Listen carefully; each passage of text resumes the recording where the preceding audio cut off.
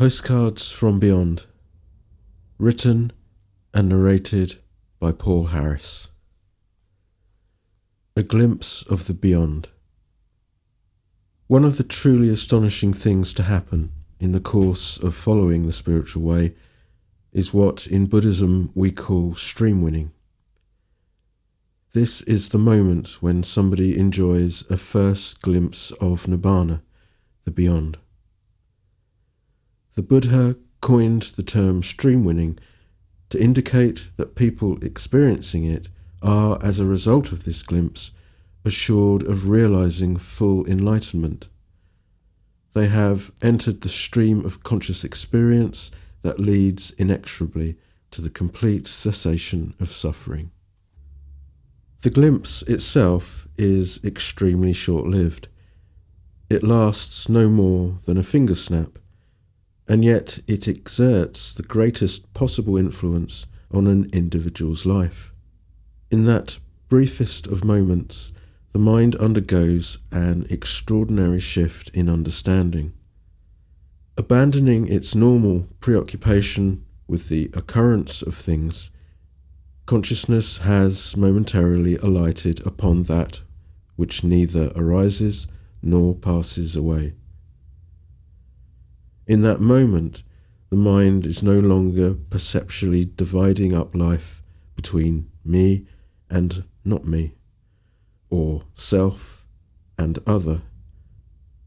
For the merest flash, there is the complete comprehension that life truly is perfect, and that this is the one true freedom for which everybody seeks. Not everyone who experiences stream winning, however, necessarily retains such a commanding appreciation of what has just happened to them.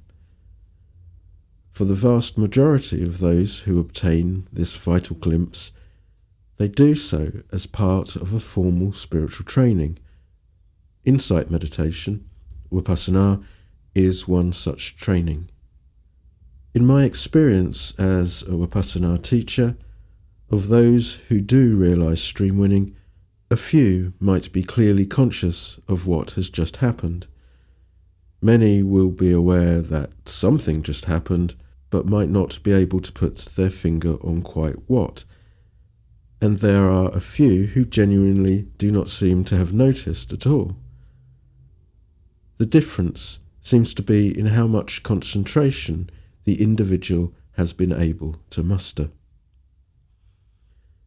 It's also possible for such a glimpse to occur for some people without them being consciously engaged in a particular training, although this is much rarer. Even in these cases, however, some past involvement with the spiritual search can be assumed, either in this life or in lives gone by. Stumbling across a glimpse of the beyond without any guidance whatsoever is rather like actually finding the needle in the haystack. Not impossible, but highly improbable. The moment of the glimpse subsequently gives way to feelings of euphoria, bliss, sublime happiness, and a sense of connection with a deeper reality. Perceptually, the things of the world seem to have a beauty, an inner shine that was never noticed before.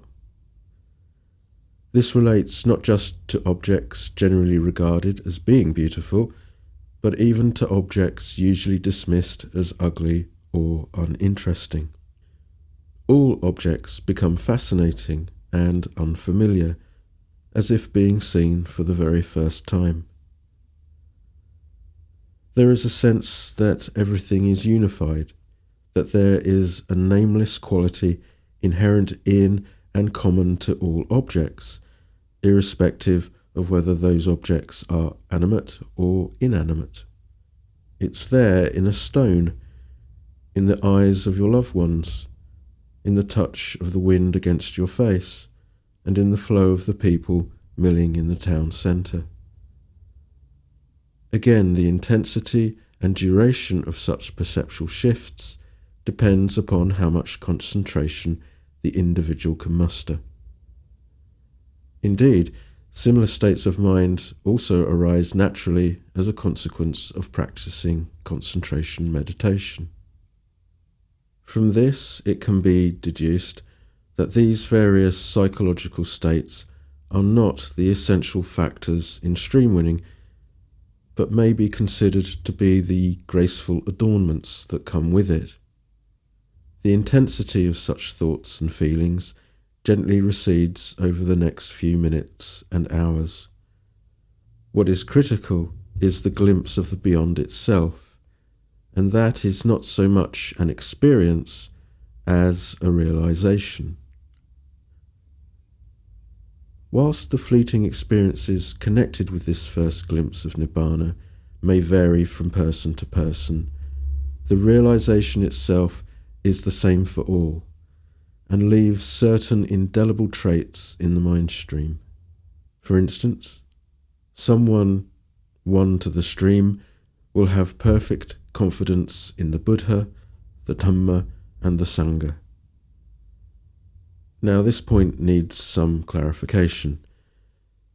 You do not necessarily need to have heard of the Buddha to have that confidence, nor have come across his teaching. The confidence stems from having glimpsed Nibbana, and therefore knowing from direct personal experience that there is a beyond. It is not a myth, nor mere superstition. It exists, and it is known that enlightenment is real and attainable.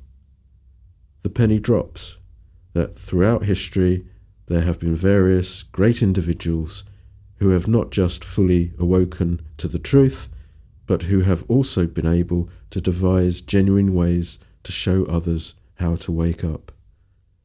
The Buddha's teaching is definitely not the only way, but it is a very effective one. As a stream winner, you are also aware of the arising of an absolute inner assurance that you will become fully enlightened.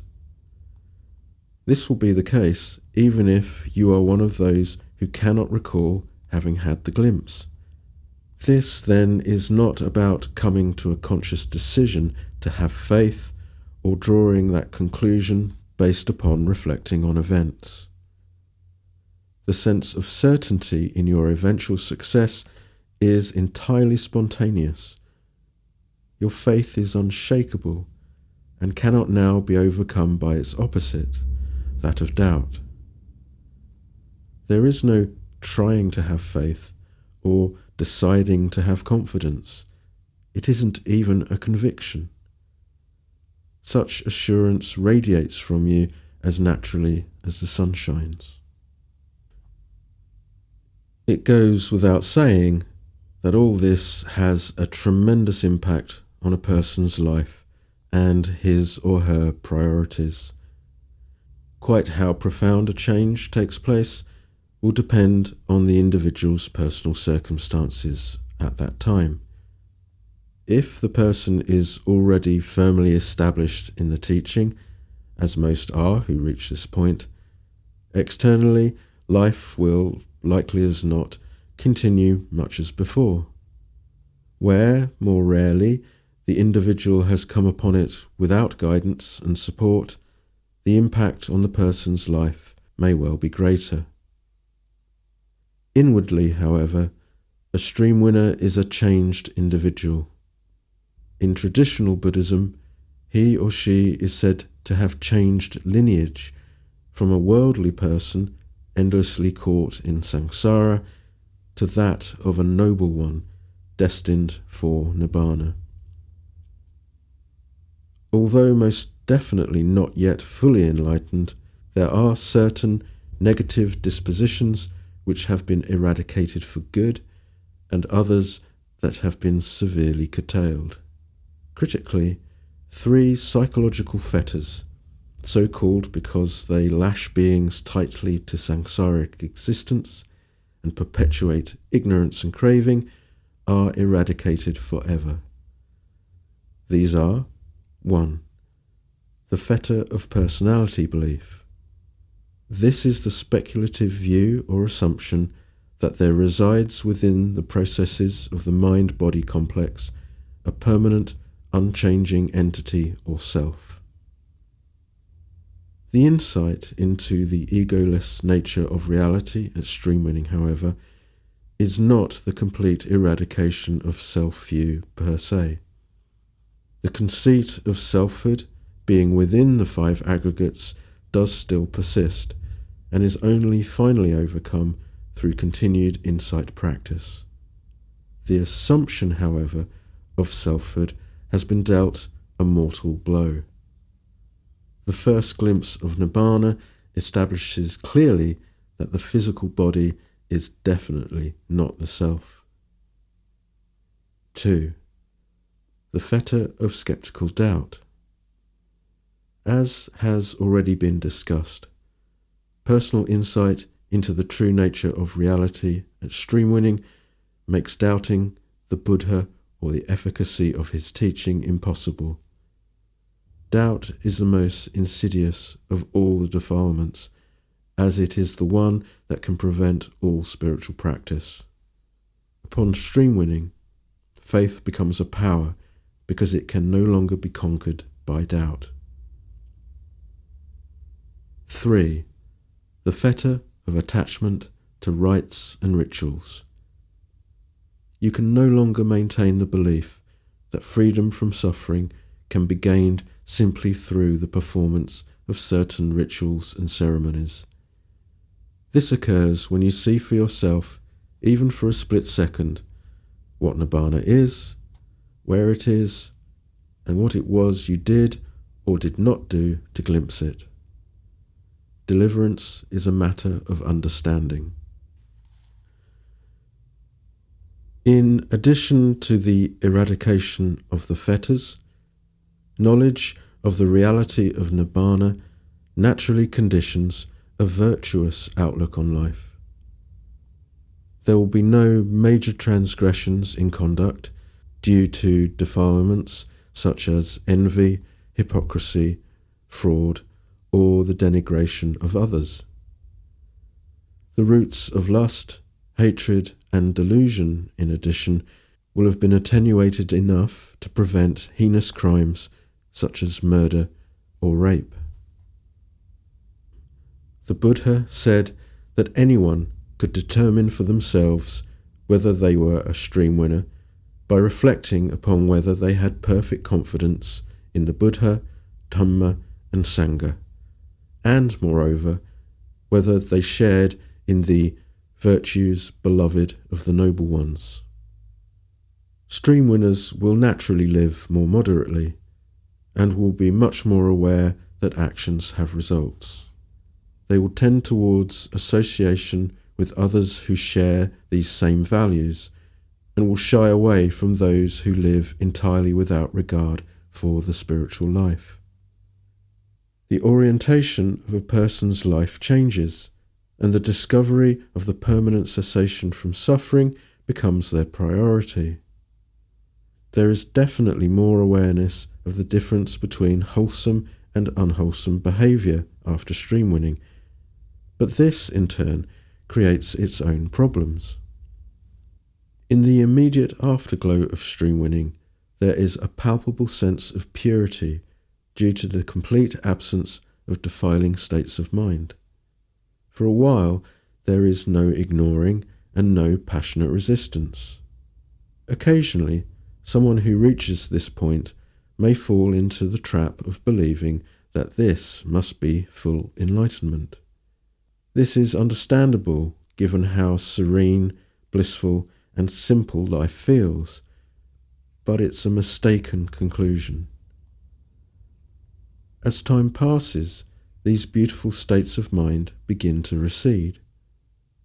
As a person reconnects with ordinary life and continues to interact with the world, an acute awareness of inefficient habitual responses to events emerges, especially grosser responses rooted in greed and hatred.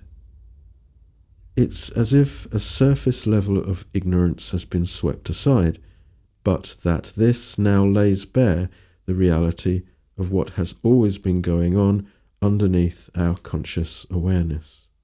We have been so busy acting out of our craving that we have failed to notice what we have been doing until now, and now it's painfully obvious. As a stream winner, you are caught in a difficult situation.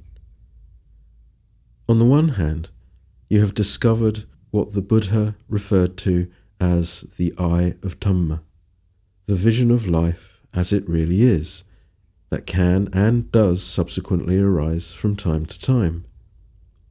In grim contrast, you are also now more acutely aware than ever before of your own selfish behaviour and the inevitable suffering that comes with passionate involvement with the world.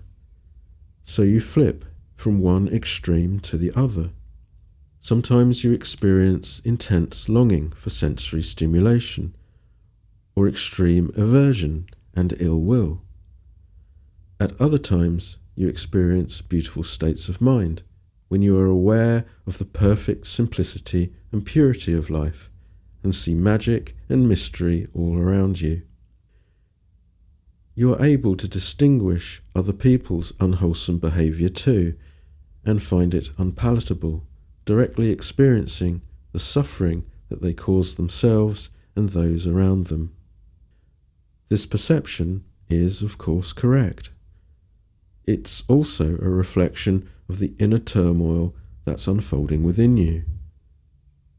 You don't yet have the depth of understanding or equanimity to deal properly with these insights, so they simply add to your irritation and to the yawning sense of separation from the world. You may also strongly suspect that were you to open up about what you see, others would deride you. It can be a very lonely time.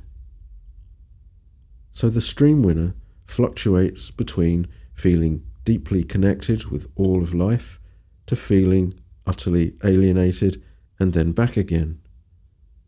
Times when greed, hatred and delusion are raging, and others when life is serene, peaceful and profound. The apparent loss of the eye of Dhamma is hard to bear, as is the suffering that comes with acute awareness of defiling states of mind. It can be an intense and vulnerable time, full of painful paradox. Strong urges to seek out and reconnect with that profound serenity through the indulgence of the senses may arise.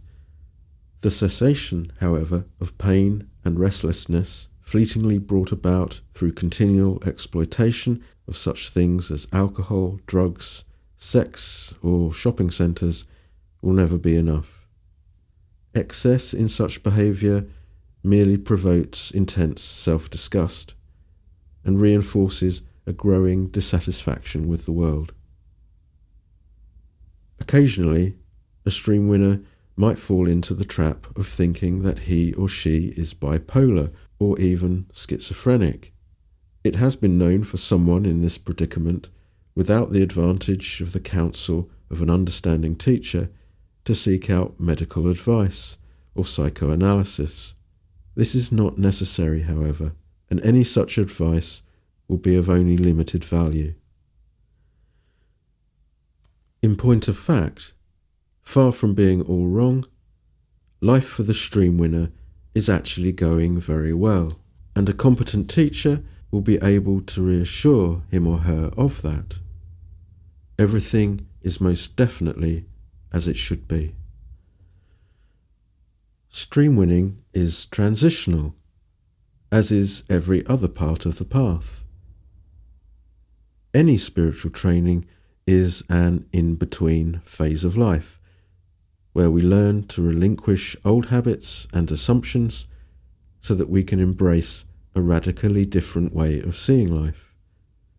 Transitions are always troublesome. In Sufism, they have an expression that beautifully depicts the path as being like a bridge of hair over a chasm of fire. Far from being a sickness, The trouble has been created through actually seeing life rightly. So this situation is not wrong. It's perfect and normal that we should experience such dilemmas at this time. The description offered in this chapter paints something of a worst-case scenario. If someone is genuinely doing their best to live ethically and in accordance with mundane right view, then this will do much to ameliorate the situation. Solace abounds for the stream winner. Yes, you are having trouble because you are seeing the fetters of greed and hatred right up close, and it's painful. Take heart, however, as you are going to become fully enlightened, and, what's more, in a strange kind of way, you know that. The Buddha stated that should individuals do no more meditative work from this point onwards, they will be reborn no more than 7 times before making a complete end of suffering. If they continue to practice, they will reduce this amount greatly and can potentially realize Nibbana in this very life. Further, from this point, it's impossible to fall into an unfortunate rebirth, so you're safe. The Buddha said that this glimpse of the beyond is like seeing a well from a distance. Now you know that it's there, but it's still too far away for you to drink from its waters as you would wish. You will reach it, but first you must deal with what's in front of you. The way to deal with the fetters of greed and hatred is exactly the same as how you dealt with the preceding 3, by turning the attention back to the systematic observation of the arising and passing away of things over and over again.